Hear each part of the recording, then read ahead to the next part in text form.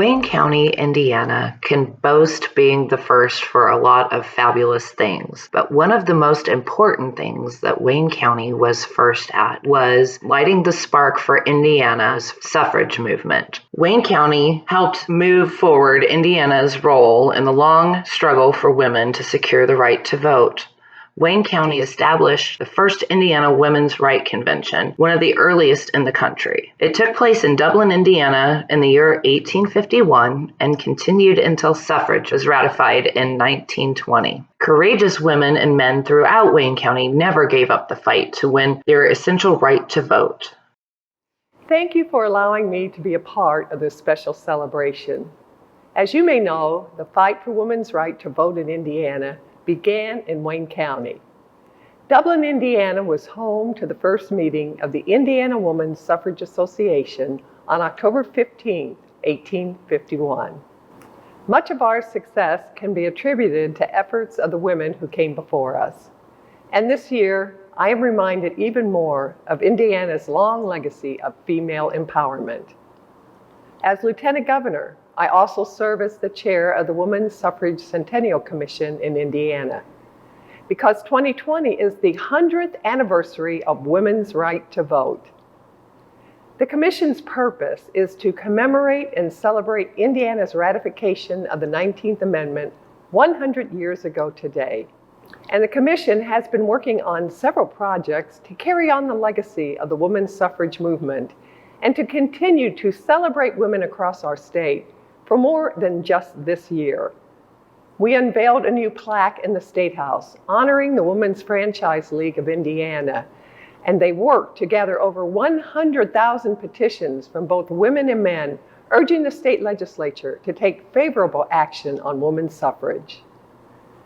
We placed a plaque in front of their office in the State House that they used to lobby the legislature. And it is now dedicated to remember the individuals who worked tirelessly at that location, which resulted in Indiana ratifying the 19th Amendment on January 16, 1920. This passionate group spoke up at a critical time in the suffrage movement and boldly pushed Indiana forward. I want to close by noting, though, that in the history of our nation, women are relative newcomers among state elected and appointed officials.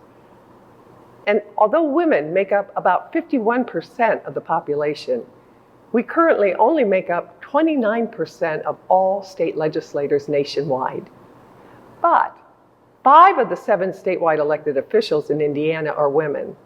And our Supreme Court Chief Justice, Loretta Rush, is the first female Supreme Court Chief Justice in our history. And on the national level, 127 women currently serve in the 116th Congress. More and more women continue to step up and run for office. Women have and will continue to play a critical role in governing. And remember, back in November of 1920, just 3 months after women gained the right to vote, Julia D. Nelson of Delaware County became the first woman to serve in the Indiana General Assembly as a member of the House of Representatives. While the numbers are becoming more promising with each election, we still face a long journey ahead to be represented fairly.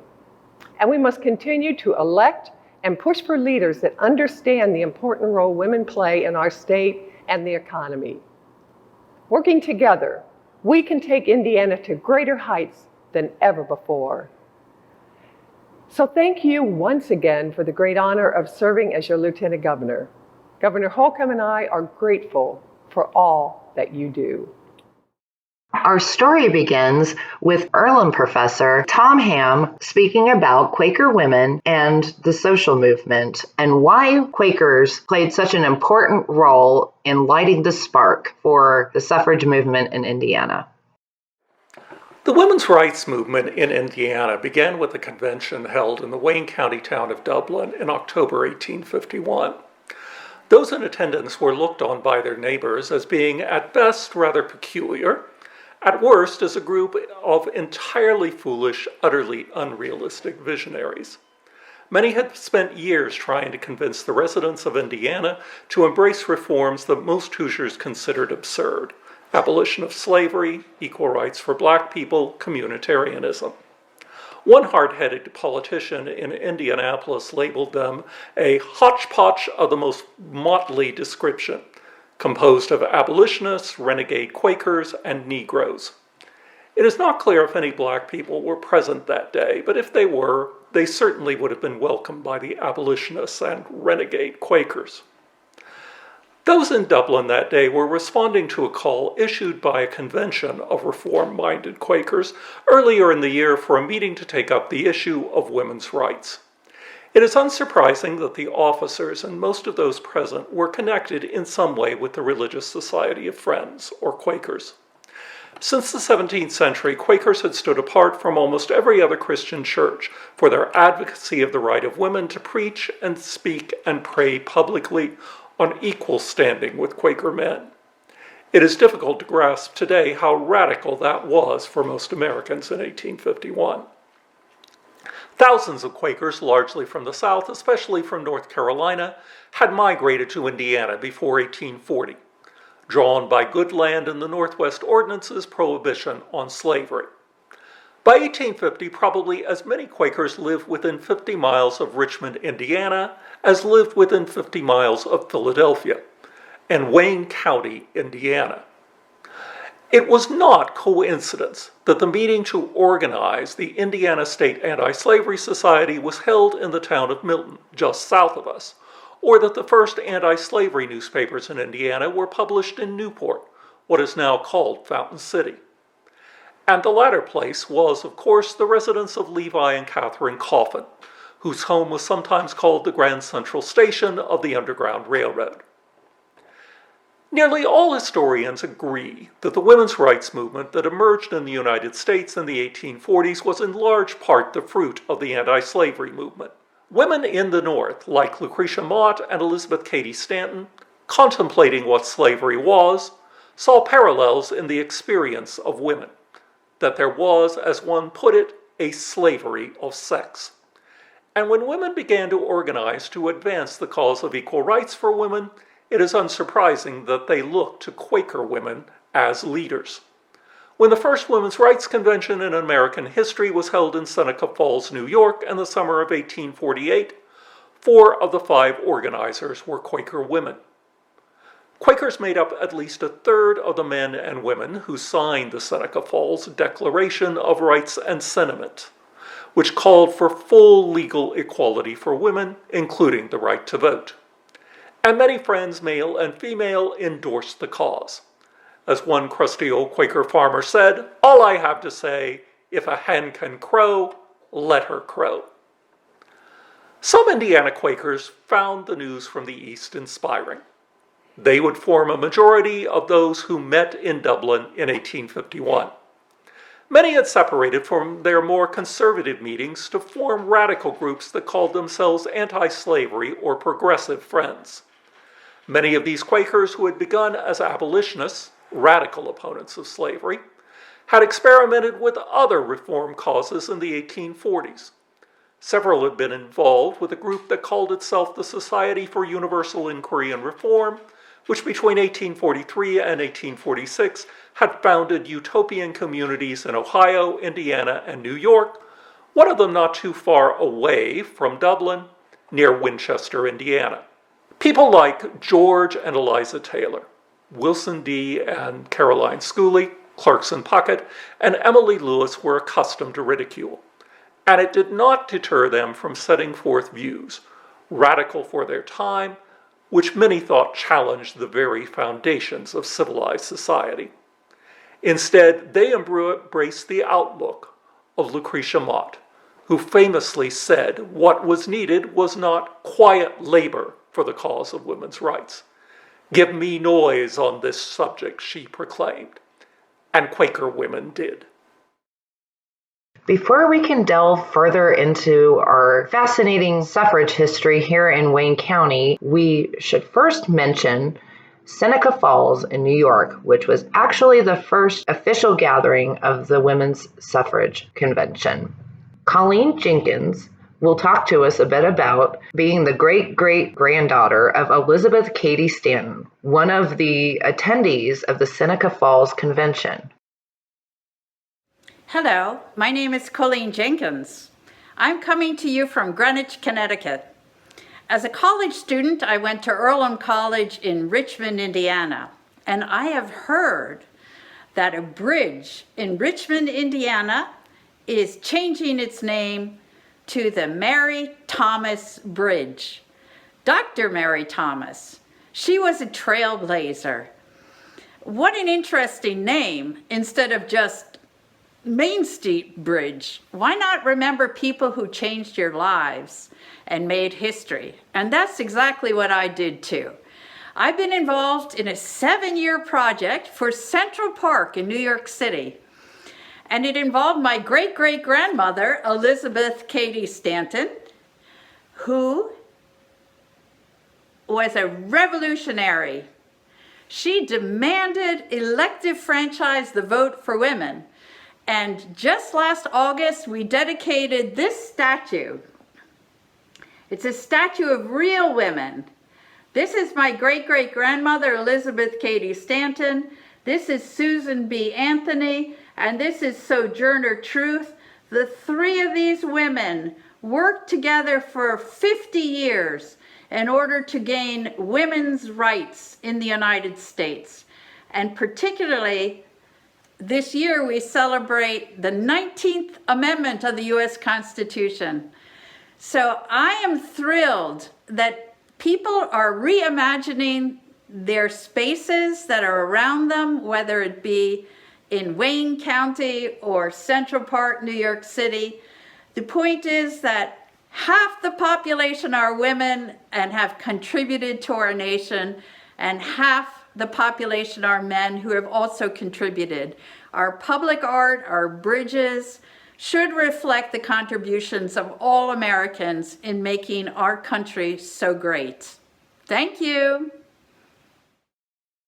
As Wayne County Quakers continued the conversation of the women's right to vote, they eventually gathered in Dublin, Indiana. Joanna Hahn from the Indiana State Museum and Historic Sites will talk a bit about the convention that occurred in Dublin, Indiana in the year of 1851.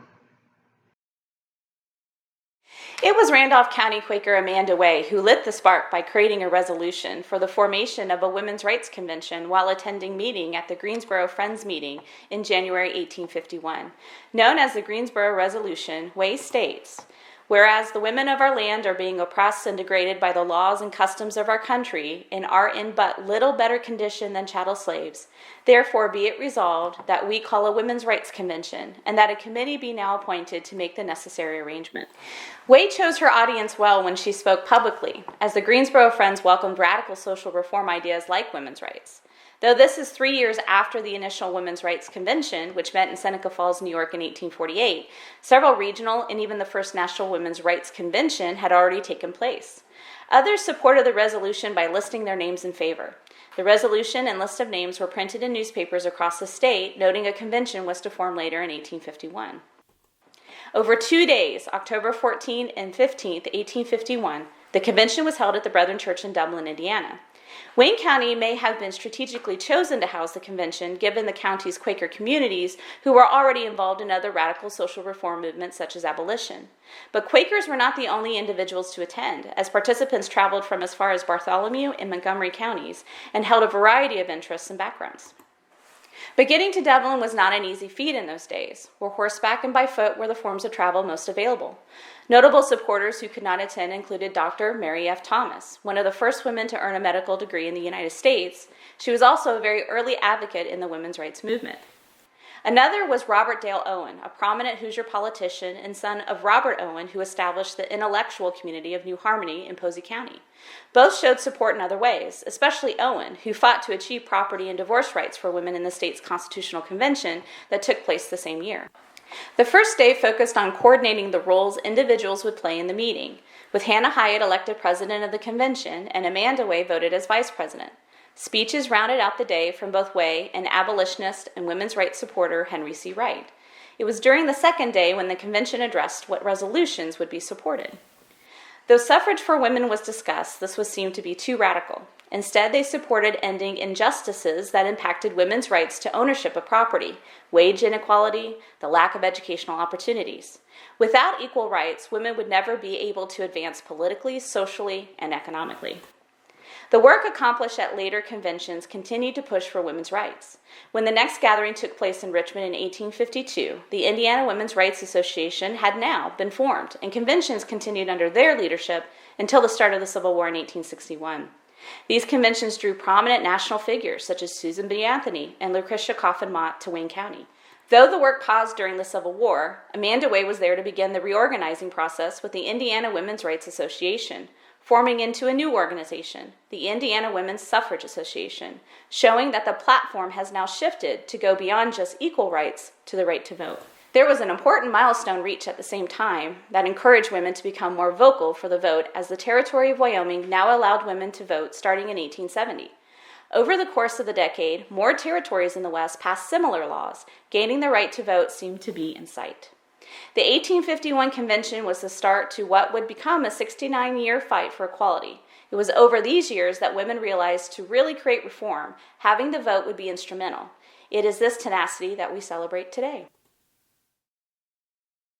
As people continued to gather in Wayne County and have conversations about the day that women would have the right to vote, some very important players became prominent from Wayne County. One of those players was Dr. Mary F. Thomas. While she was not a native to Wayne County, she did move to Indiana and practiced medicine in 2 years in Fort Wayne. Then she moved to Richmond with her husband, where she remained for the rest of her life. She was a member of the Indiana Women's Rights Society, serving as president in 1856. She also edited The Lily, a women's rights paper began by Amelia Bloomer. In the year 1859, she became the first woman to address the Indiana state legislature by presenting a petition calling for the married women's property law and a woman's suffrage amendment to the state constitution. She even served a 1-year term as president of the American Women's Suffrage Association. Please welcome Dr. Mary Thomas to tell us more about her amazing life, especially regarding the suffrage movement in Wayne County. I grew up in a Quaker family from Maryland, so we learned that all human beings are equal and valuable in God's eyes. Some of my earliest memories are of my father taking me and my sisters to anti-slavery meetings in Washington City. Like so many Quakers here in Richmond, we left Maryland for Ohio to be away from that vile practice. In 1839, I married Dr. Owen Thomas in Salem, Ohio, in a Quaker ceremony. My father is a doctor, and 2 of my sisters are also physicians, so it was natural for me to want to study medicine along with my husband. But my family came first, and I made sure their needs were met before I began my studies, even so far as sewing a half year's worth of clothing for each of my 3 daughters. I attended some courses at the Penn Medical College for Women in Pennsylvania, and I graduated in 1854. Early in life, I worked in the abolition and temperance movements. Slavery was an evil that robbed the poor enslaved person of any rights at all and was simply an abomination. In my work as a doctor, I saw so many wives and children left destitute by drunkard husbands who take their weekly wages straight to the saloon. Not only do these men squander the coins that should go to feed and clothe their families, but they often come home in a drunken rage and beat them. The saloon is another evil that must be vanquished. My friends and sisters in the abolition and temperance movements started awakening to the fact that women also are working under a handicap. In cases where she works, a woman is always paid less than a man for the same work. When a woman marries, she loses nearly all of her rights, to her own property, to her own wages, and even to her own children.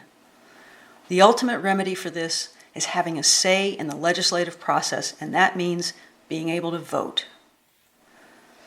In 1848, a group of women, mostly Quaker, convened a women's rights convention in Seneca Falls, New York. Just 3 years later, Indiana followed suit and convened one too. They met just down the road from here in Dublin, Indiana in October of 1851. At that point, we lived near Fort Wayne, so I was unable to attend in person, but I sent a letter. My good friend Amanda Way read it as part of the proceedings, so I like to think I was there in spirit. Writing letters for publication was an effective tool in our campaign, and I spent hours every day on correspondence, even to this day. In 1856, we moved to Richmond, and I continued working for women's rights while opening up an office to treat patients, especially women and children. I edited the Lily, the first newspaper in the country completely devoted to women's rights. Amelia Bloomer started it, but I took it over for a few years. I was often president of the Women's Rights Association while we continued to gain numbers. By 1858, we felt the time had come to present a petition to the Indiana legislature asking that it consider amending its laws. Our petition had more than 1,000 signatures on it. On January 19th, 1859, a delegation of women presented ourselves to a joint session of the Indiana government. I was chosen to speak first, followed by Mary Birdsall, also of Richmond, and Agnes Cook. I argued that women should be allowed to become full citizens and to be allowed to exercise all the rights and responsibilities that go with that. That includes the right to vote, for how else can she be a full participant? As it is, she is subject to the laws of the land, but has no voice in making those laws. The people in the chamber were fairly attentive and received us politely, but it was clear they didn't think much of our proposition. We read in the papers the next day that as soon as we were out of the chamber, they acted as if it were a grand joke. We were ridiculed for the preposterous idea that we could fulfill normal responsibilities in civil society as well as any man, and that we deserved to be given that chance. These men, whose grandfathers fought a revolution to free themselves from the tyranny of taxation without representation, now impose that same status on their wives and mothers. How can this be? It's infuriating. We planned to continue our work, but very soon the whole country was at war, and all women's rights activities ceased. Women across the country threw themselves into whatever work they could do to help the Union cause. They helped raise money for the Sanitary Commission to provide food and medical supplies to military hospitals. They took jobs to keep food on the table when their men donned the blue uniform. They farmed and kept family businesses running. Women with medical training like myself worked in hospitals all over the country, and there was a dire need, of course. At one point, in the summer of 1863, Governor Morton authorized a steamship to be loaded with medical supplies and personnel and sent to Vicksburg to care for soldiers from Indiana regiments. I couldn't officially be a doctor, my title was nurse, but I performed the duties of a doctor and cared for about 50 men on the return trip. When the boat ran aground and briefly caught fire, I was told to evacuate, but I refused until all of my charges were brought to safety. At the end of the war, we were confident that women had proven that we were more than worthy to be full citizens. We expected that in the expansion of voting rights to former slaves, that we too would be included. But the terminology of the 14th Amendment made it clear that a citizen is male. Never before had that word been in the Constitution. We were devastated. We knew that getting rid of that word made our job infinitely harder. But there was nothing to do but continue the fight. I'm no longer a young woman, and it takes a bit more effort to travel to the far-flung conventions. I don't know if I will get to cast a vote legally, but I will continue to write to every newspaper, magazine, and government official that I can until I breathe my last. I only hope that the young women and men who are still fighting for this cause will persist in their efforts. George Washington Julian believed in universal suffrage for all. He was father to Grace Julian Clark, who became a big name in the suffrage movement in later years. He was born in Centennial, Indiana, and was a strong opponent to slavery. He was also a politician and a lawyer. Please welcome George Washington Julian as he tells us more about his fight for the women's right to vote. Hello, and thanks for inviting me back to Wayne County. It's good to be back home. Leaving Centerville back in '73 was the hardest decision I ever made. But Irvington's been good for both Grace and me. She's working on her master's already at Butler, and I'm confident she'll stir up a fire in the bellies of those weary suffragists once she's out on her own. Here it is, 1885, 17 years since I introduced the Universal Suffrage Amendment on the U.S. House of Representatives floor, giving all men and women citizens the right to vote. The 15th Amendment gave freed male slaves the right to vote in 1870, yet half the citizens of this great republic are still left disenfranchised. When will the women stand up again to be heard? I remember when Jim and Lucretia Mott visited us here in Centennial back in the 40s. Now there's one pacifist Quaker lady who mastered elocution. It took her a while to embrace the woman's vote alongside abolition and domestic rights for women, but Frederick Douglass and I finally brought her around. I don't know for certain how her cousin Levi Coffin up in Newport felt about the woman's vote, and nobody will ever know how many former slaves Levi and Catherine secured safe passage. They did aplenty for human justice. Jim and Lucretia were such good friends. I often vowed my trips back home during my 5 terms in Congress through Philadelphia just to visit the intellectually stimulating Motts. I'll always admire another stalwart woman, Susan B. Anthony. While I was chairing the Liberal Republic National Convention in Cincinnati in 1972, Susan asked me to give her a forum by addressing the convention. Of course, I complied, ignoring the pronounced hissing in the hall. I could only conclude that a world of prejudice would have to be conquered before women's suffrage could become a reality. Well, it's time to end that prejudice. How long must half our citizenry be taxed without a voice in their governance? There, I sound as though I'm running for office. Not again. Thank you, Wayne County, for electing me so many times, believing as I do that to deny the rights of women is to deny the rights of men. To argue the question of women's rights is to argue the question of human rights. Thank you for joining us as we have explored those who helped light the spark and pave the way for the suffrage movement in Indiana. Please be sure to join us as we continue our celebration of the Suffrage Centennial with our second part called Raising a Ruckus, which will explore suffragists through the latter part of the 1800s into the 20th century.